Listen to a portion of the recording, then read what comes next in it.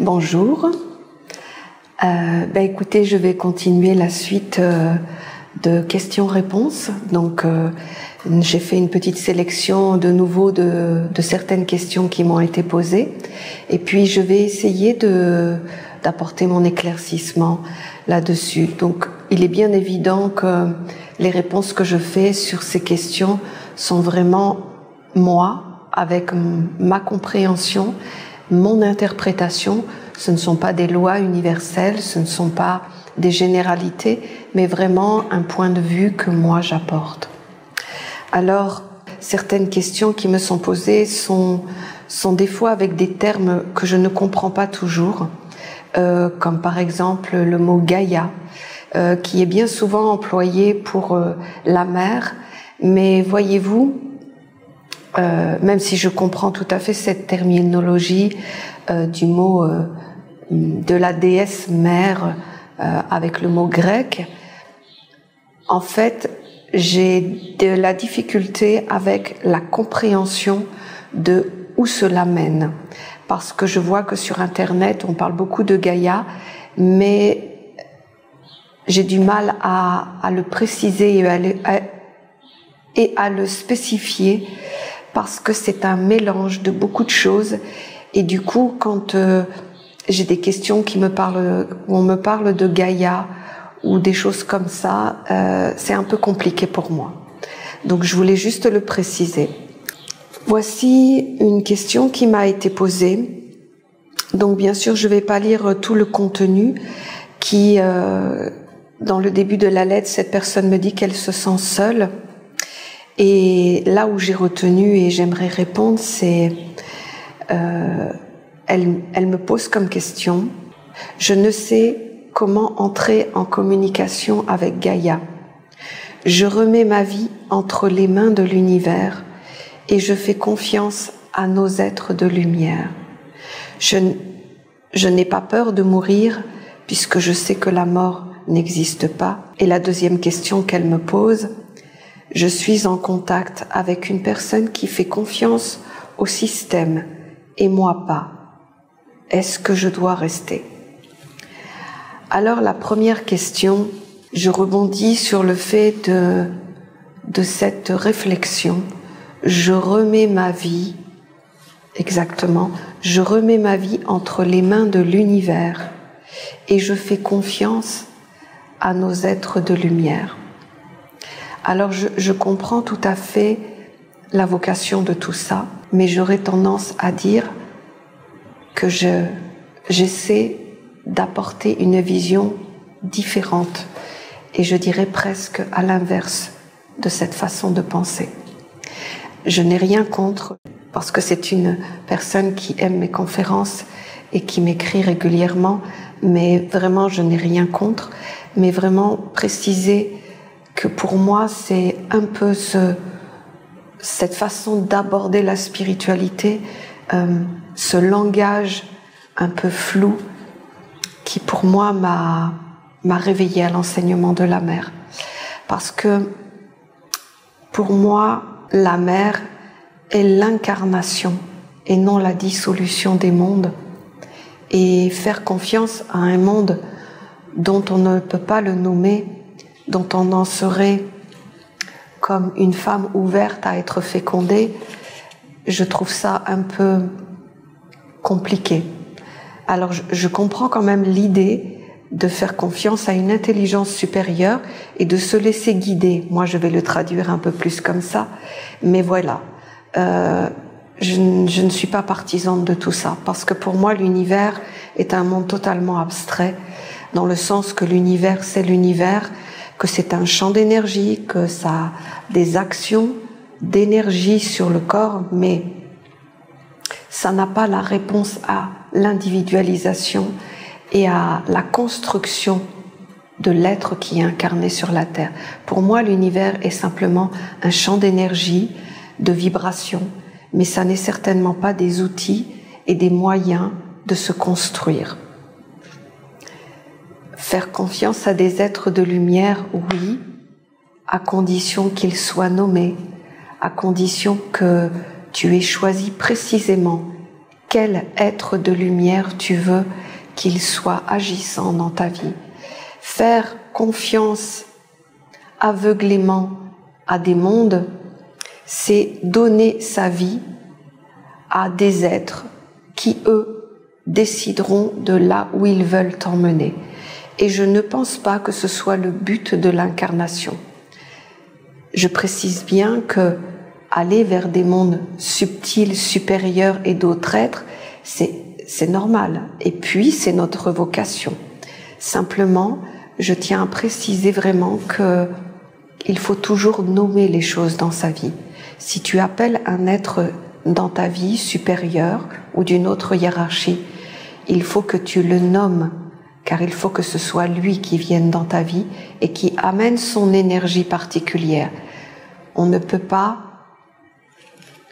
s'ouvrir à l'univers et laisser l'univers faire ce qu'il veut de ta vie, même si ce sont des intelligences supérieures, parce que nous sommes définis et pour pouvoir réaliser dans notre vie, nous devons connaître les éléments définis de notre vie pour pouvoir être réels, pour pouvoir le porter, pour pouvoir l'incarner et pour pouvoir être. S'en remettre à l'univers ne peut être qu'une intention, mais pas une réalité. Voilà, donc je voulais un petit peu préciser là-dessus. Donc, juste encore dire que vraiment, je n'ai rien contre cette question. Bien au contraire, ça me permet de préciser ce que je pense là-dessus. Mais pour moi, c'était vraiment important parce que c'était un peu ce genre de langage que je ne voulais plus voir vivre dans ma vie et ne plus voir entendre dans ma vie, car tout ce qui est abstrait pour moi est quand même pas dangereux, mais aléatoire. Et pour la deuxième question, où tu es en contact avec une personne qui fait confiance au système et que toi non, qu'est-ce que tu dois faire?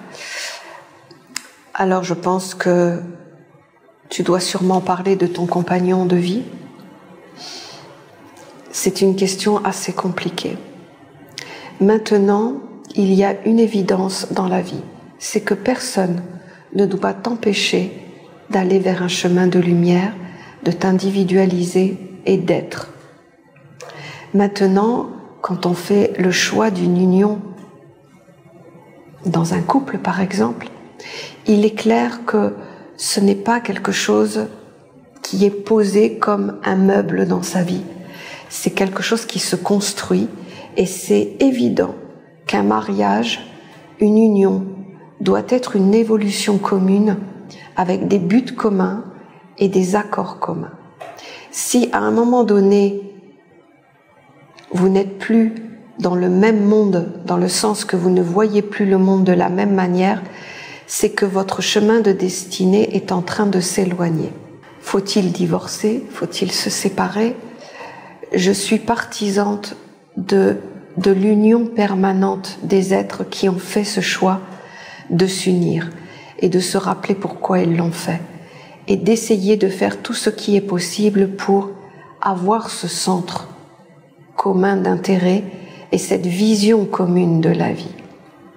Quand cela n'est plus possible et que les chemins se sont trop éloignés, il faut que ce soit un accord de vie, c'est-à-dire qu'il y ait toujours cette vocation d'œuvrer ensemble, peut-être avec d'autres centres d'intérêt, mais que les choses soient clairement définies en disant voilà, toi tu choisis cette vie, moi je choisis cette vie, nous avons construit ensemble des choses, mais nous devons nous donner l'autorisation d'aller chacun dans notre vie sans forcément casser tout ce que nous avons mis en place dans notre vie et que nous puissions continuer à être des parents, à voilà, ne pas détruire ce qui a été fait parce qu'on a des choix de vie différents. En réalité, je dirais que ce n'est ni de la faute de l'un et ni de la faute de l'autre, parce que votre devoir était de construire votre chemin ensemble. Et que si vous ne l'avez pas fait, c'est que vous avez laissé tomber un petit peu cette mission. Et qu'au bout d'un moment, effectivement, le chemin s'éloigne et comme on dit, le terrain se creuse énormément. Et il est clair qu'à un moment donné, le dialogue ne passe plus, les centres d'intérêt ne sont plus. Et effectivement, là, on fait quoi? Mais en fait, c'est un constat. Et dans un constat, vous devez prendre des solutions de constat. Qu'est-ce qu'on fait avec la situation actuelle? Parce qu'en réalité, tout couple doit être vigilant. Comme on dit, hein, un couple se construit, il n'y a rien d'acquis et c'est une évolution commune. Et quand tu es en couple, quand tu as une famille, eh bien, tu dois être vigilant à l'évolution de cette histoire et de cette relation pour qu'elle aille ensemble sur le même chemin et mettre ensemble les compréhensions de la vie pour qu'elles soient acceptées par les deux. Si ça arrive à un constat où les êtres ne se comprennent plus, n'ont plus les mêmes centres d'intérêt, vont même dans des mondes opposés, ce n'est pas pour ça. En tout cas, c'est ma vision. Je pense que ce n'est pas une raison pour tout arrêter. Il y a des limites, bien sûr. Il ne faut pas qu'il y ait de violence, il ne faut pas qu'il y ait d'emprise, il ne faut pas qu'il y ait où tu te sens enfermé dans ta vie et que tu ne peux pas l'exprimer. Mais fondamentalement, il faut trouver un accord. Comme quand c'est un contrat de mariage, il y a un accord de base et cet accord, il faut savoir l'adapter à la vie. Et je pense que si vous pouvez, il faut essayer de continuer ce chemin parce que c'était un accord au départ, mais qu'il y ait des conditions différentes, dans le sens que vous soyez libre d'aller vers votre vie, les choix, et à un moment donné, les choses se feront naturellement. Donc j'aurais tendance à dire non, si la personne avec qui tu vis fait confiance au système, lui fait confiance au système, mais pas toi, et tu peux te créer une vie intérieure en attendant que la vie extérieure se fasse par évidence. C'est mon point de vue. Maintenant, ce n'est pas une science absolue, mais je pense que quand on a partagé autant de choses avec un être, qu'on a tellement voulu être le mari ou la femme de cet être, c'est qu'il y avait une raison. Simplement, un couple ne fonctionne pas tout seul. Et c'est là que j'aimerais vraiment dire que c'est une histoire qui s'écrit tous les jours, qui se renouvelle tous les jours, que le dialogue est important et que surtout les centres d'intérêt doivent être communs. Et s'ils ne le sont pas, ils doivent être acceptés comme, voilà, une particularité de l'autre, mais qu'il n'y ait pas d'opposition au point que la vie ne peut pas être vécue. Voilà, j'espère avoir répondu à ce message et je pense que ça répondra aussi à d'autres questions qui m'avaient déjà été posées sur ma chaîne quand un couple n'a pas les mêmes centres d'intérêt. Quoi faire? Bien écoutez, je pense que quand on est dans le constat, on prend des décisions de constat. Mais je voudrais dire qu'un couple, ce n'est pas un bout de papier, ce n'est pas une vie commune qui s'éteint tranquillement, c'est quelque chose qui se construit tous les jours. Et je vais répondre aussi à cette question parce que je prends du temps à répondre, mais ça c'est quand même une question assez importante. Concernant notre incarnation dans le corps de notre mère et le choix de nos parents pour des raisons bien précises. Pour ce qui me concerne, je n'ai pas encore trouvé le lien avec le choix de mes parents physiques et ma venue sur Terre, car j'ai été abandonnée à l'âge de 6 mois et recueillie dans ma nouvelle famille d'adoption qui n'était autre que ma nounou. Donc je me permets de vous écrire pour savoir où se trouve le lien entre parents choisis et abandon à 6 mois. En fait, la question, elle est vraiment pertinente parce que c'est vrai qu'on parle donc de venir sur la terre à travers un corps construit par la vision des parents, par l'environnement des parents, par la culture des parents et ainsi de suite, ce qui donne un impact défini déjà dès que tu prends ton corps sur la terre. Et c'est vrai qu'à ce moment-là, tu as ton capital génétique, c'est-à-dire héréditaire, de ce qui va t'être demandé de porter dans ta vie pour que tu sois la dernière pousse, la transmission, celui qui va valider et augmenter l'hérédité des parents. Dans ton cas, tu vois, ou dans le cas des personnes qui viennent au monde et qui ne vont pas être dans l'éducation des parents, eh bien, sache que tes parents génétiques sont ceux qui t'ont transmis le capital de base sur les valeurs innées que tu vas porter en toi. Habituellement, ces valeurs innées qui te sont transmises dans ton capital, associé à ton capital personnel quand tu arrives, il va être développé, si tu restes avec tes parents, il va être développé par imitation, c'est-à-dire que ce capital à l'intérieur de toi qui a été mis va trouver sa résonance dans l'expression de tes parents et va devenir réel dans ta vie. Voilà. Dans le cas où il n'y a pas ce complément à l'extérieur, puisque tu n'as pas les mêmes parents, sache que à l'intérieur de toi, tu as un capital qui est prêt à se développer à un moment donné quand il y aura diapason à l'extérieur. Maintenant, peut-être que toi-même, par ton hérédité personnelle, par ton capital personnel, tu vas peut-être le développer naturellement, mais peut-être pas. Ce que je veux dire, en fait, c'est que tes parents qui t'ont donné la vie, t'ont transmis le capital qui est en potentiel à l'intérieur de toi et qui a vocation un jour de s'éveiller en toi pour que tu confirmes comme celui qui est la succession, la dernière pousse, voilà, tu vois,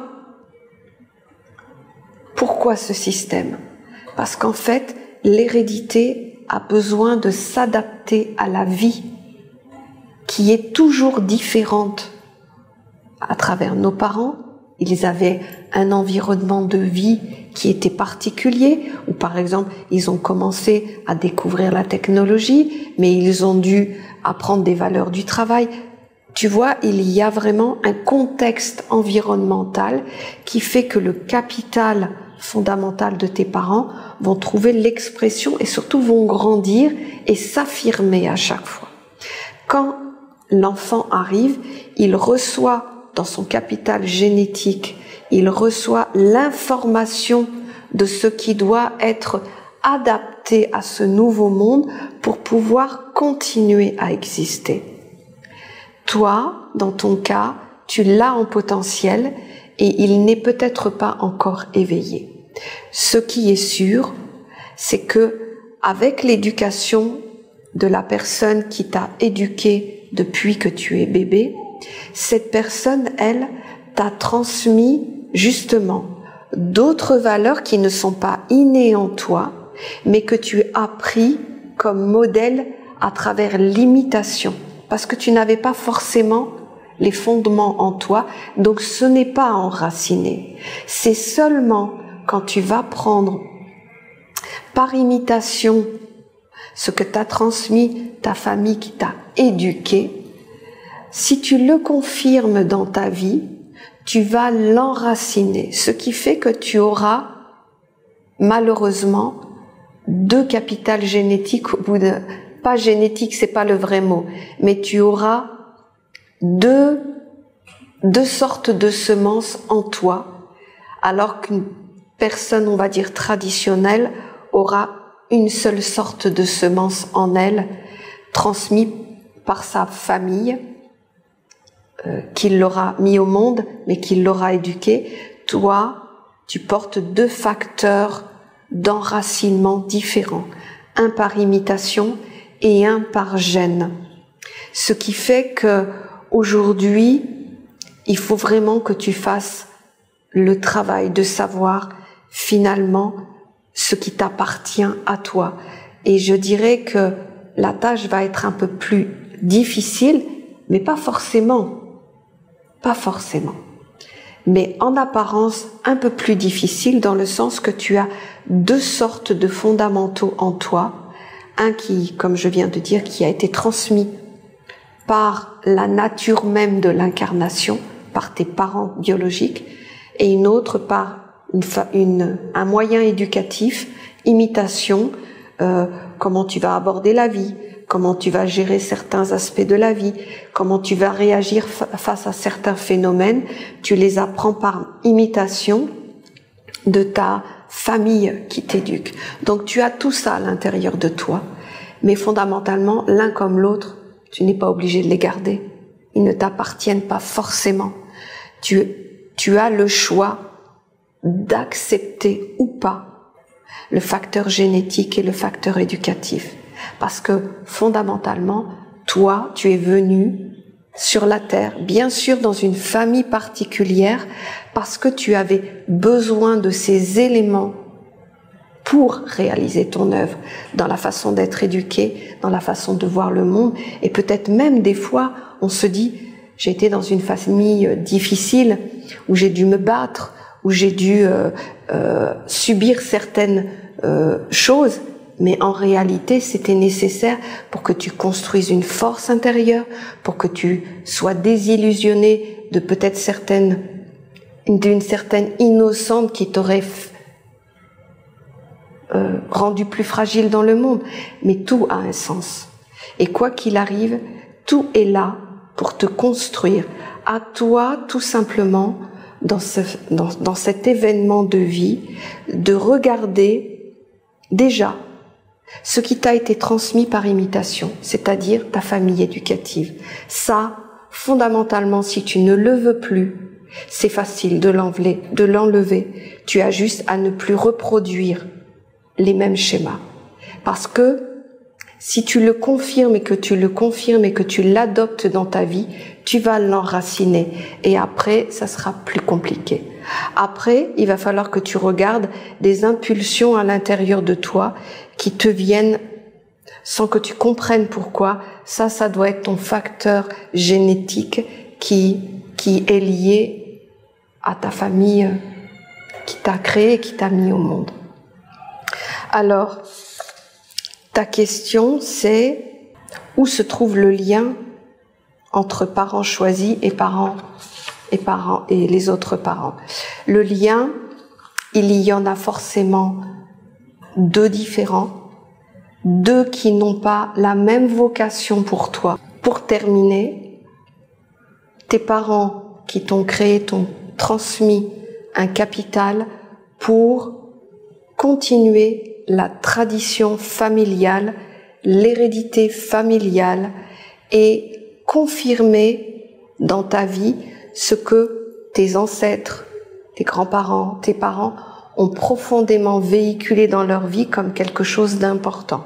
Ils souhaitent que toi, aujourd'hui, tu le portes dans ta vie, que tu l'adaptes à ton environnement et que tu le transmettes également à tes enfants. Ça, c'est ce qui t'est transmis et qui est transmis à tout être qui vient sur la terre.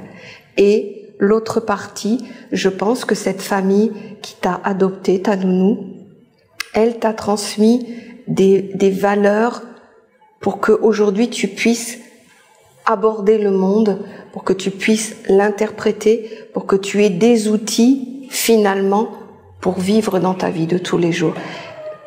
Mais il y en a qui vont t'appartenir et d'autres qui ne vont pas t'appartenir. C'est à toi de faire la sélection.